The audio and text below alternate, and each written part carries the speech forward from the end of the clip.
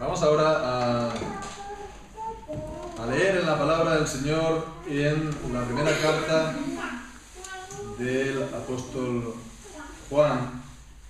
Estamos en el capítulo 3, primera de Juan, capítulo 3, y vamos a leer ahora en los versículos del 19 al 22.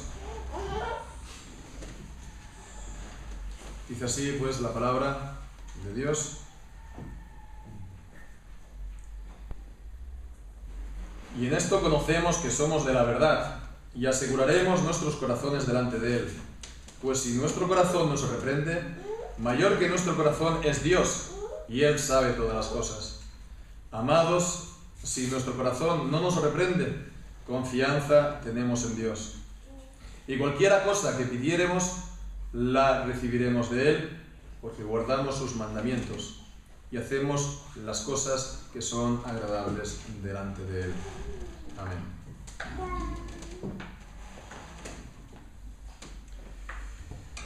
A veces es bueno y también necesario que nos detengamos un momento en nuestra vida y nos pongamos a pensar, ¿verdad? Y que estemos pensando en qué es lo que estamos haciendo y por qué también lo estamos haciendo, ¿no? Y estemos así, de esta manera, meditando el camino que estamos siguiendo en la vida, ¿no? De dónde estamos proveniendo y qué es el camino que estamos siguiendo y dónde podemos nosotros vislumbrar a dónde nos conduce, ¿no? Si es también la meta, el fin al cual nosotros queremos llegar en la vida. Pararse a pensar, ¿no? Pues se conoce como el meditar, ¿no? La meditación, ¿no? Estar meditando, ¿no? Reflexionando. Y bien, esto es un arte, todo un arte que se cultiva, y es algo que se está perdiendo con todo el trajín y todas las prisas que hay en la sociedad actualmente, ¿no?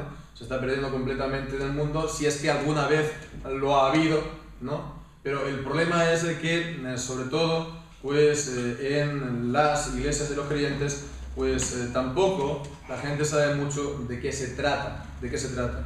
Está la lectura personal de la palabra de Dios, la oración personal de la palabra de Dios, pero además está la meditación de la palabra de Dios, una meditación espiritual. Y esto es algo importante, como decimos, pararse a pensar. Se puede meditar en la palabra de muchas maneras, ¿no? Pero también una parte de este examen de conciencia una de las cosas que se puede hacer es sobre todo un examen de conciencia, lo que se llama un examen de conciencia.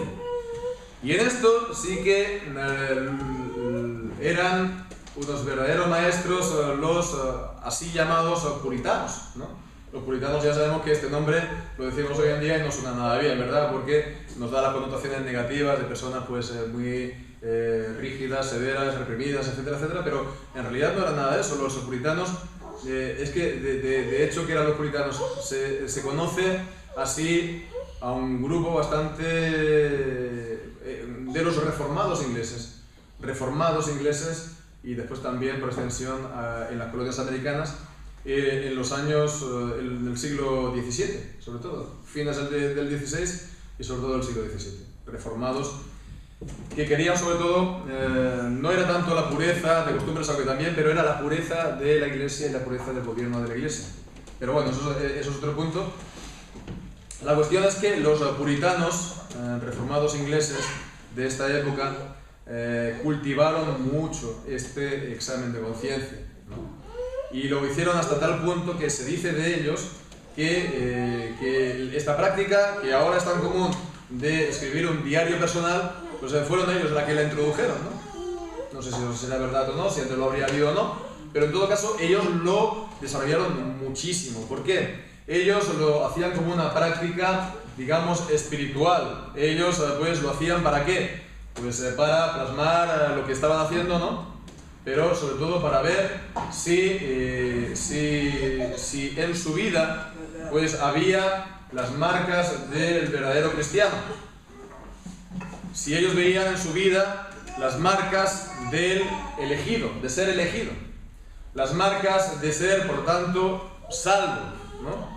Y pues si veían entonces estas marcas de la gracia, ¿no? De la salvación. Bien, pues no, tranquilos que en esta mañana no vamos a estar tratando de cómo hacer un diario, ¿no? No es esto tampoco el propósito, pero sí la idea acerca del examen de conciencia. Sí que la idea del examen de conciencia es importante y es lo que vamos a tratar con la ayuda del Señor, porque es también de lo que trata estos versículos que hemos leído. Nos están presentando pues un examen de conciencia y podemos ver aquí también por qué es importante hacerlo, ¿verdad? Entonces vamos a verlo, pues estas razones, el por qué es importante hacerlo, en qué consiste este examen en estos versículos.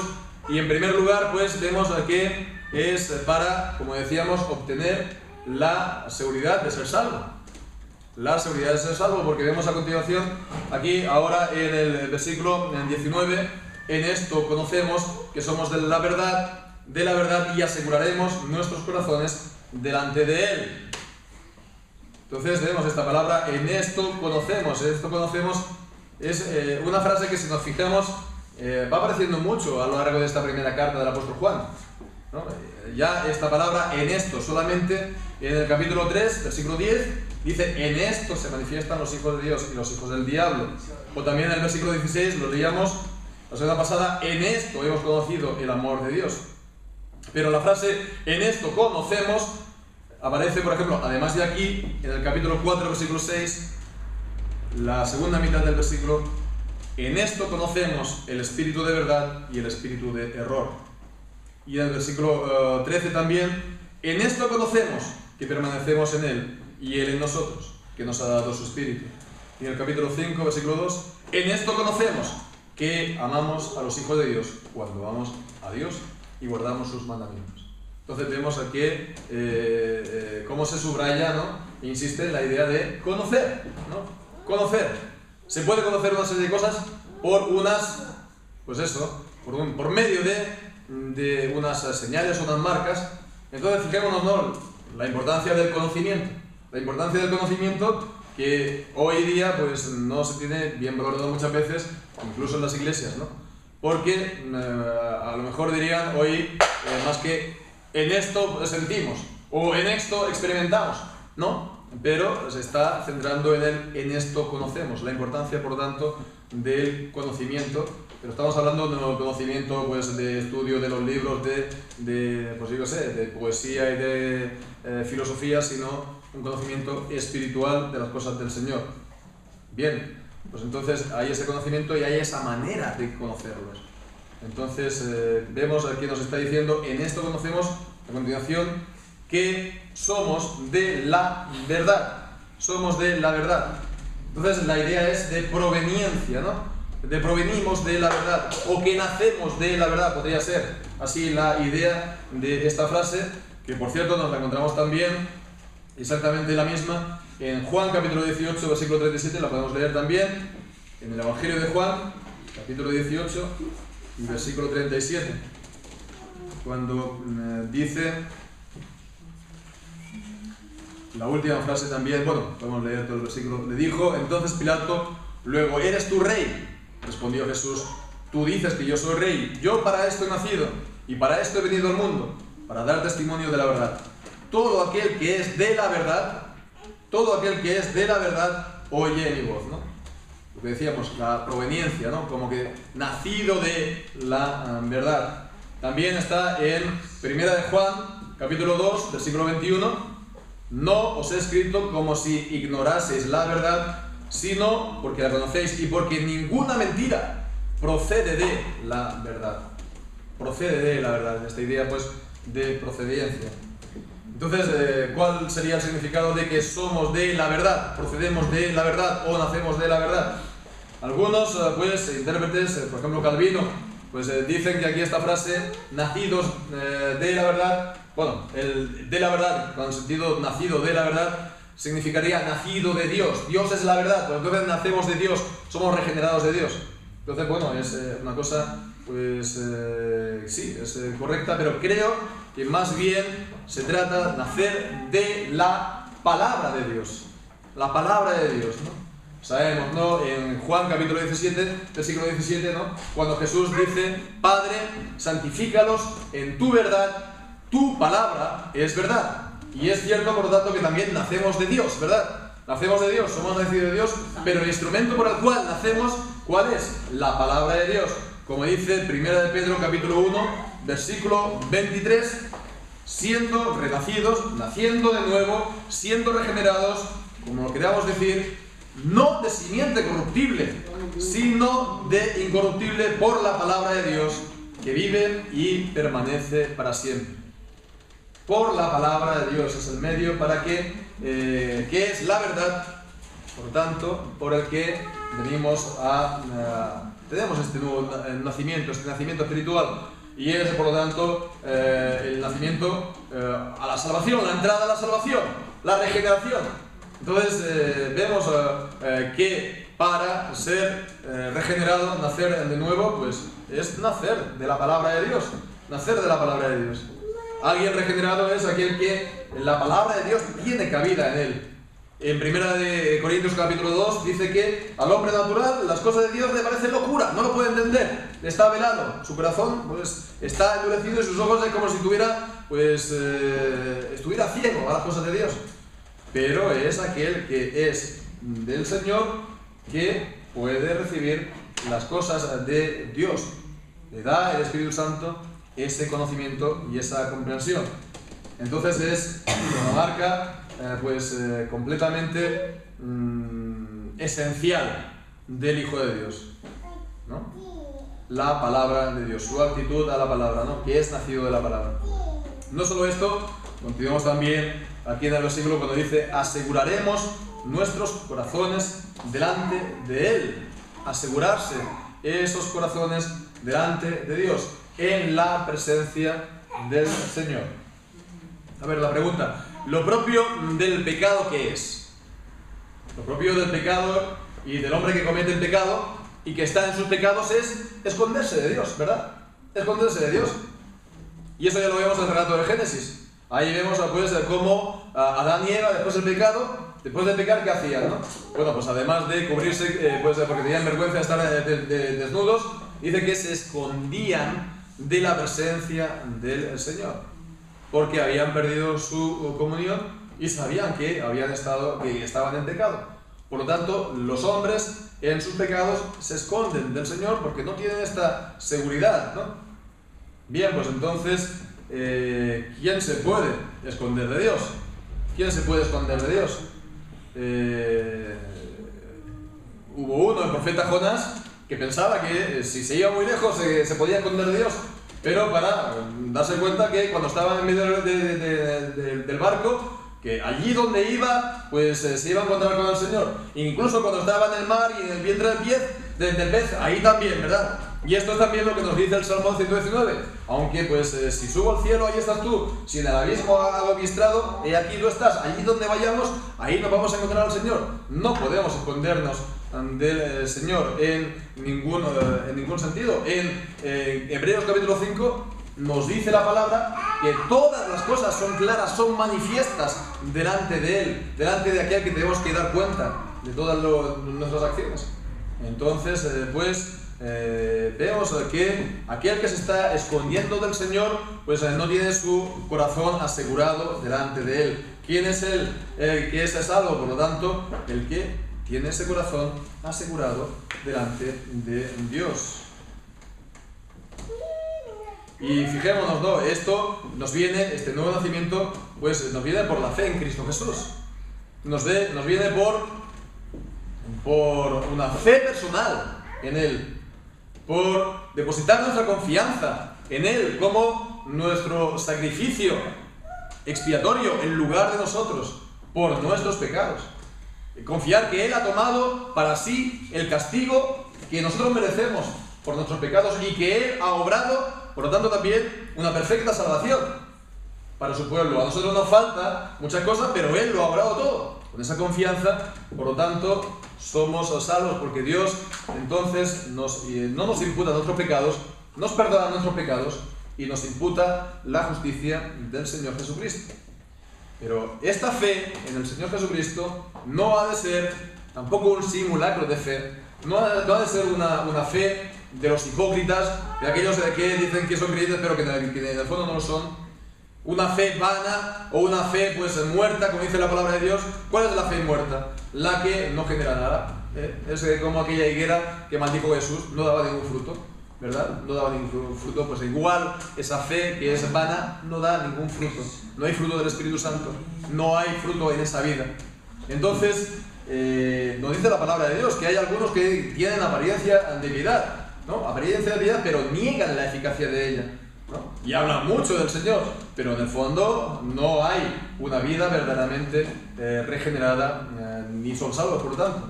La fe que es verdadera es una fe eficaz, como dice la palabra, es una fe que obra por el amor a Dios y el amor también al prójimo. Entonces no es una fe vana. Entonces, por eso también, en cuanto al examen de conciencia, una segunda razón, también aquí presente en este texto, volviendo al tema, es la de, el escuchar también la acusación de la conciencia, ¿verdad? Aquello que la conciencia nos puede acusar. Bien, la conciencia, ¿qué es la conciencia? ¿Qué podemos hablar de la conciencia? La conciencia nos acusa de nuestras acciones o también nos, por así decirlo, absuelve de nuestras acciones.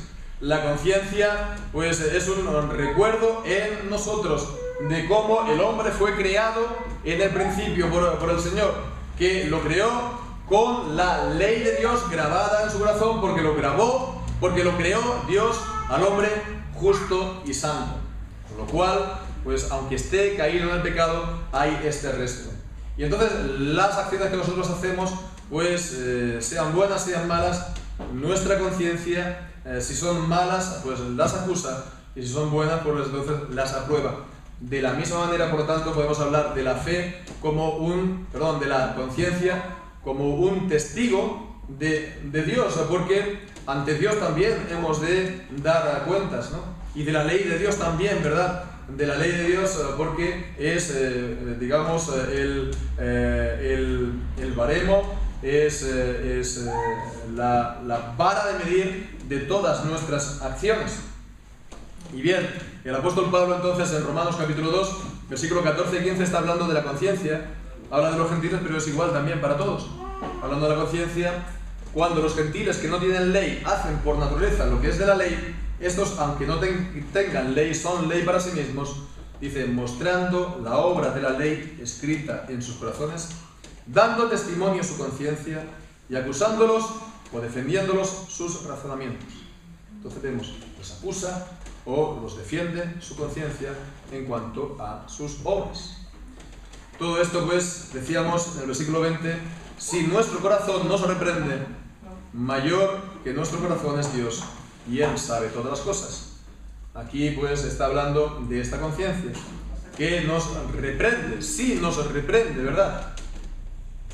Bien, entonces en cuanto a este versículo 20, hay unas cuestiones aquí también un poco, es un pasaje un poco difícil a la hora de traducir.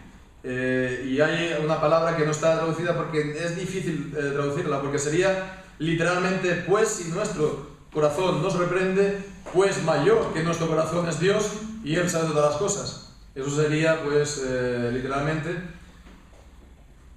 podría ser también que mayor que nuestro corazón es Dios. En fin, en todo caso esto para decir que creo que se podría recoger toda la frase añadiendo una palabra como si fuera en paréntesis, ¿no? Si nuestro corazón no se reprende, entre paréntesis, sepamos que mayor que nuestro corazón es Dios y Él sabe todas las cosas.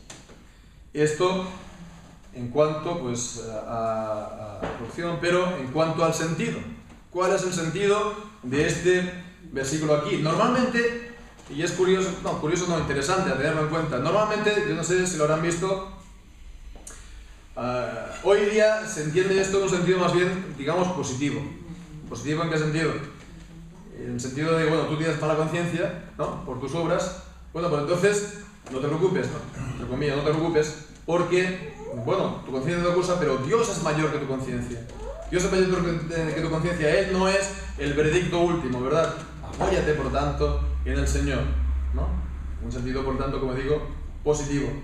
Pero lo dicho, es interesante porque en los tiempos de la Reforma, los reformadores, los comentarios de los reformadores, etc., el sentido era otro, y también de los llamados también padres de la Iglesia, que eran los pastores y teólogos importantes de los primeros siglos de la Iglesia, el sentido era otro, que era, pues, bueno, si tu corazón te acusa, ¿no?, pues si tu corazón, tu conciencia te acusa por lo que tú haces, pues fíjate, Dios es mayor que tu conciencia, y Él sabe todas las cosas, ¿no?, hasta la mínima palabra que tú haces, hasta el hecho, pues, más secreto que tú has hecho. Dios lo sabe todo. Y si tu conciencia te acusa, pues ¿cómo vas a pasar entonces el juicio de Dios? ¿Cómo piensas que podrás pasar por el tribunal de Cristo? Si tienes esa acusación de conciencia, ¿cómo vas a ser absuelto tú por el Señor? Y creo yo, pues, que es el sentido de esta palabra, de este versículo aquí, es este, porque es lo que da sentido a esta última frase. Y Él sabe todas las cosas, porque si no está ahí colgando y no se sabe bien por qué. Y Él sabe todas las cosas. Él es mayor que tu conciencia y Él lo sabe todo. Y bueno, en todo caso, aquí pues vemos una cosa que es importante, también está confirmado, por supuesto, por la palabra de Dios, que la fe no puede convivir con una mala conciencia. La fe en Dios no puede convivir con una mala conciencia. La fe, pues vemos que nos dice en primera de Corintios capítulo 8, está hablando pues aquellos que comen, por ejemplo, de lo sacrificado a los ídolos. Y dice, la conciencia de ellos se contamina y eso les incita a pecar. Y entonces ellos incluso pueden llegar hasta perder, la gente esta. Se puede llegar a perder, ¿no?, dice, por sus propios pecados. El tener una conciencia que a uno le acusa y tener unos problemas de conciencia, pues esto no va juntamente con la fe. De hecho, es una marca de aquellos que no son salvos, ¿no?, de los reprobados. En 1 de Timoteo, capítulo 4, versículo 2, está hablando de aquellos que tienen la conciencia cauterizada, es decir, como si estuviera marcada a fuego la conciencia, ¿no?, la hipocresía de mentirosos que teniendo cauterizada la conciencia, ¿no? También están aquellos que, bueno, hacen caso omiso de la conciencia, ¿no? La conciencia pues le está dando las señales de alarma y ellos continúan haciendo lo mismo, ¿verdad? Y al final pues la acaban, por así decirlo, domesticándola y la acaban pues al final adormeciéndola. Pero hay también de estos otros que tienen esta conciencia cauterizada, marcada a fuego. Entonces esta mala conciencia es nociva, es dañina, es mortal realmente. Entonces uno que esté cargado con los problemas de conciencia, pues vemos que va a llevar esta carga allí donde vaya, ¿no? Si allí donde vaya se va a encontrar con el Señor, allí donde vaya se va a encontrar también y va a tener también esta carga por lo que ha hecho, ¿verdad? Lo va a tener que estar siempre con Él. Fijémonos, ¿no?, las descripciones que hacía también el Señor Jesús acerca del infierno, ¿no? El gusano pues que no muere, allí será el llanto y el crujir de dientes. No es tanto por tormentos físicos, que puede que los haya, no lo sé, pero es sobre todo el tormento del alma. ¿Y el tormento del alma por qué? Por el dolor de la conciencia. Y eso para siempre, por los pecados que uno haya hecho o uno haya cometido durante la vida, sin arrepentirse de los mismos. Así, por lo tanto, la conciencia, esta conciencia que es una mala conciencia, tener esta mala conciencia, no va bien con la fe. No va con la fe. Ataca a la fe, ¿verdad? Por eso también, pues, fijémonos, ¿no?, que hemos de rehuir a toda costa de tener esta mala conciencia, pero también, pues, fijémonos, hemos de estar meditando por la siguiente razón, pues es por tener esta confianza y esta paz de la conciencia, ¿verdad? A continuación, el versículo 21 dice: amados, si nuestro corazón no nos reprende, confianza tenemos para con Dios. Entonces es posible tener una paz de la conciencia. Es posible tener una conciencia limpia. En Primera de Corintios, en el capítulo 4, versículo 4, allí leemos al apóstol que dice: porque aunque de nada tengo mala conciencia, no por eso soy justificado, pero el que me juzga es el Señor. De nada tengo mala conciencia. En Primera de Timoteo también, el apóstol Pablo, leemos, decía, Primera de Timoteo, capítulo 1 y versículo 5, decía: el propósito de este mandamiento es el amor, nacido de corazón limpio y de buena conciencia y de fe no fingida. Y en el capítulo, también el mismo capítulo, versículo 19, manteniendo la fe y la buena conciencia, desechando la cual naufragaron en cuanto a la fe algunos. Segunda de Timoteo, capítulo 1, versículo 3, también dice que él servía a Dios. Doy gracias a Dios, al cual sirvo desde mis mayores con limpia conciencia. Entonces vemos que esta limpia conciencia, ¿no?, es posible tener, aunque somos pecadores todos, y todos tenemos nuestros pecados, pero es posible tener esta conciencia limpia, ¿verdad? Si una mala conciencia no va juntamente con la fe, la buena conciencia va juntamente con la fe, ¿verdad? Va juntamente con la fe porque, pues es primero saber que Dios ha borrado por medio de Jesucristo todos los pecados. Dios ha borrado todos los pecados. Como dice también en Hebreos, ¿verdad? En Hebreos, que dice que, capítulo 9, versículo 14, que Él, por su sangre, Jesucristo, limpiará nuestras conciencias de obras muertas. Capítulo 9, versículo 14, dice: cuánto más la sangre de Cristo, el cual mediante el Espíritu Eterno se ofreció a sí mismo sin mancha a Dios, limpiará vuestras conciencias de obras muertas para que sirváis al Dios vivo. El saber que Cristo cargó con nuestros pecados y que Él dio el pago por los mismos, esto nos da a nosotros paz de conciencia por los pecados que nosotros habíamos cometido también durante nuestra vida. Pero vemos que también, una vez pues siendo justificados, una vez reconciliados con el Señor, tenemos esa paz de conciencia y hemos por lo tanto que también mantener esa conciencia limpia y en paz delante del Señor, porque es también muy beneficiosa. Es también muy beneficiosa para nosotros. Y seguimos entonces aquí leyendo en 1 de Juan capítulo 3, dice, primeramente beneficiosa, ¿por qué? Porque dice: cualquiera cosa que pidiéremos, la recibiremos de Él.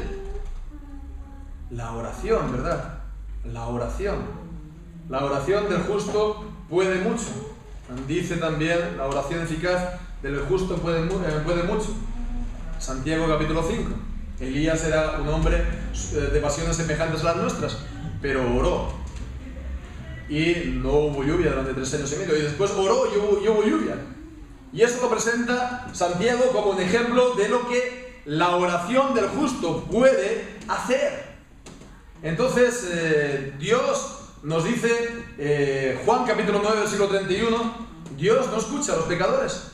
Es lo que dijo aquel ciego que fue sanado por Jesús. Sabemos que Dios no escucha a los pecadores. Y también, pues, esta es un principio que nos enseña la palabra de Dios, ¿verdad? En Proverbios capítulo 15, ahí en el versículo 8, leemos: el sacrificio de los impíos es abominación a Jehová. Uno que sea un impío, que no se preocupa de Dios para nada, puede orar y puede dar culto a Dios y puede hacer sacrificios, pero dice, es abominación a Dios. Porque a Dios no se contenta ni se complace pues solamente con los sacrificios, sino pues con una vida que hace en su voluntad. Pero dice a continuación, dice, más la oración de los rectos es su gozo. Y en el versículo 29 dice, Jehová está lejos de los impíos, pero Él oye la oración de los justos. Él oye la oración de los justos. Entonces, fijémonos, ¿no? Si queremos pues tener respuesta a nuestras oraciones, pues primeramente hay que orar, por supuesto, pero después también hay que vigilar cuidadosamente la manera como vivimos, ¿verdad? Y Dios puede manifestar su poder en nuestra vida en respuesta a nuestras oraciones. Pero he aquí lo que dice la palabra, que hemos de guardar. Esa es la razón, porque dice a continuación, porque guardamos sus mandamientos y hacemos las cosas que son agradables delante de Él, ¿verdad? Hacemos las cosas que son agradables delante de Él. Si a la persona que vive con nosotros, la mujer, nuestro marido, hacemos lo que sabemos que a Él le desagrada, ¿cuánto amor tenemos por Él, verdad? Lo queremos, entonces sabemos a qué le gusta esta comida, se la preparamos, o pues que le gusta pues ir a pasear a tal sitio, pues entonces vamos a hacerlo. Si lo queremos, entonces hacemos lo que le agrada. Bien, pues es lo mismo con el Señor. Por amor. Esto es por amor a Cristo, por amor a Dios y su palabra. Y Jesús nos dice, si me amáis, en Juan capítulo 15, guardad mis mandamientos. Si me amáis, guardad mis mandamientos. Y esta es pues la razón de la obediencia, ¿verdad? El amor a Dios, como veíamos la semana pasada. Bien, pues entonces fijémonos, esta confianza tiene que ver, ¿no?, con nuestra obediencia. Con nuestra obediencia. Entonces alguien podría venir aquí y decir, entonces esta confianza, esta seguridad que tenemos es por el cumplimiento de nuestras obras, ¿no?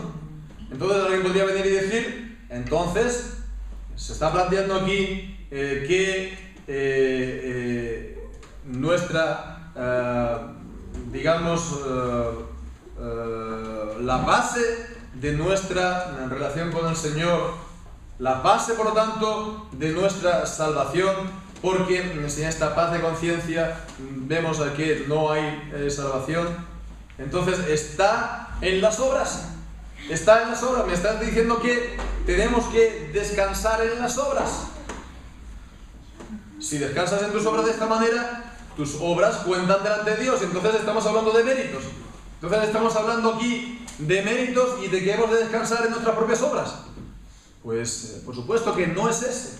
Nunca pues hemos de pensar de esta manera en cuanto a las obras y en cuanto también pues a la conciencia, ¿verdad? A la paz de conciencia. Porque si confiamos en las obras, entonces estamos confiando en el hombre. Y como decía el profeta Jeremías en su capítulo 17, creo, maldito el hombre que confía en el hombre. No podemos nosotros confiarnos en nosotros mismos o en lo que los demás hagan, apoyarnos en obra alguna de hombre, solamente en el Señor. Sabemos que por nuestras obras, dice, nadie será justificado delante de Dios y que entonces por nuestras obras somos culpables todos nosotros, en mayor o menor medida, pero todos culpables. Así, por lo tanto, la única esperanza es de ser salvo por medio de un mediador, Jesucristo. Y eso lo recibimos nosotros por medio de la fe.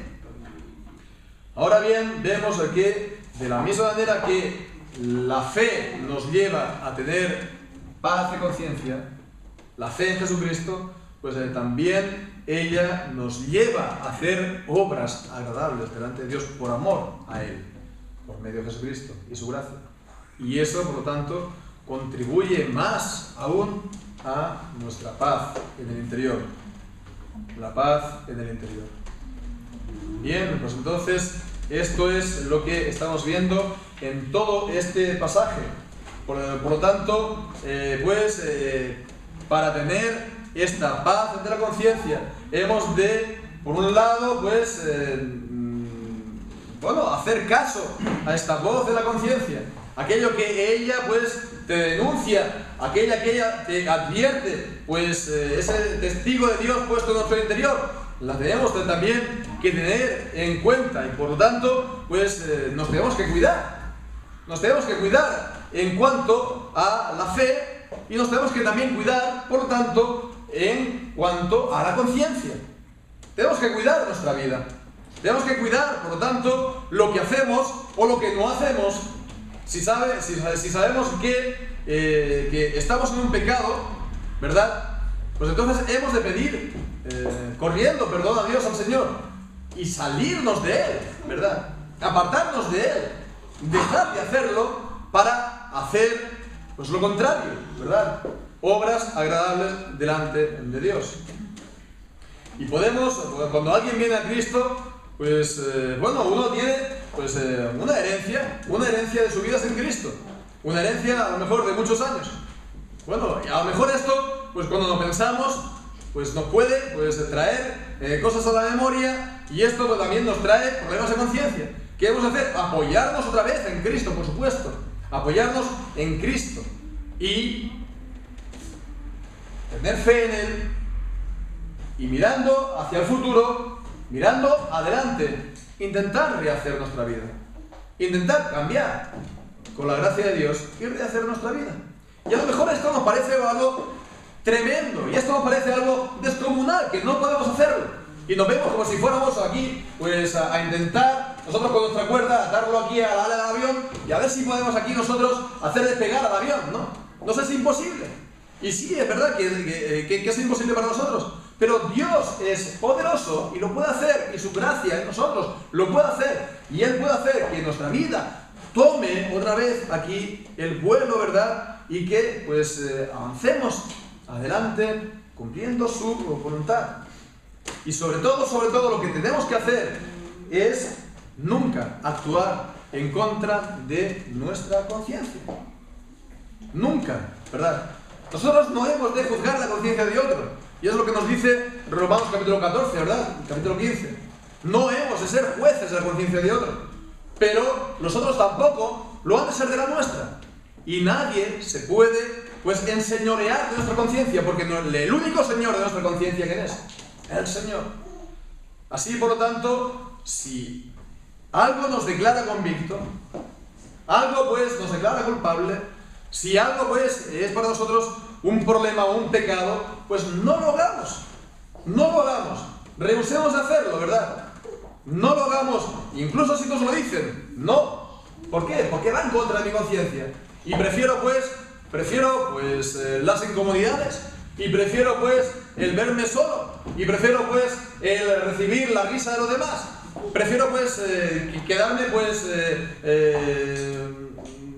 sin nadie a mi alrededor, aunque el violentar mi conciencia. Hemos de tener esta idea, hemos de tener esta mentalidad en nuestra vida, en todo lo que hacemos, en nuestro trabajo, en la iglesia mismo. Hemos de mantener siempre, con la ayuda del Señor y su gracia, la conciencia limpia. Y pueden venir las incomodidades, y como decimos, incluso la gente que conocíamos, los amigos de toda la vida, a lo mejor nos empiezan a dar la espalda, nos empiezan a dar la vuelta, y ya nos empezamos a quedar cada vez más solos. Entonces, fijémonos, como dice el refrán, mejor solo que mal acompañado. Y dice que el bocado solo y en paz de conciencia, no va a ser solos. Y con la paz de conciencia nos vamos a meter en la cama y nuestro sueño será dulce. Y vamos a tener esta comunión del Señor, que no va a tener tampoco ninguna trama por nuestros pecados, y tendremos gozo. Y estaremos siendo, a lo mejor, siendo machacados de esta vida, entre comillas, ¿verdad? Pero sabemos que al final, como dice el Salmo 15, Jacob se gozará e Israel se reirá, y entonces vamos a tener la gozo y la paz y la alegría pues de haber andado delante del Señor con limpia conciencia. Y para esto, una vez más, hemos de estar meditando, como hemos dicho, con la palabra del Señor, delante, en espíritu de oración, examinando lo que hacemos, haciendo un examen de conciencia, pues periódico podemos decir, para que podamos seguir de esta manera, avanzando en esta vida, pues teniendo esta comunión con el Señor, y al final sabemos que hay este galardón, ¿verdad? Este galardón del Señor en esta vida y sobre todo también para la eternidad, por haberlo servido haciendo lo que a Él le agrada, en conciencia. Pues que así sea, que el Señor bendiga su santa palabra. Amén.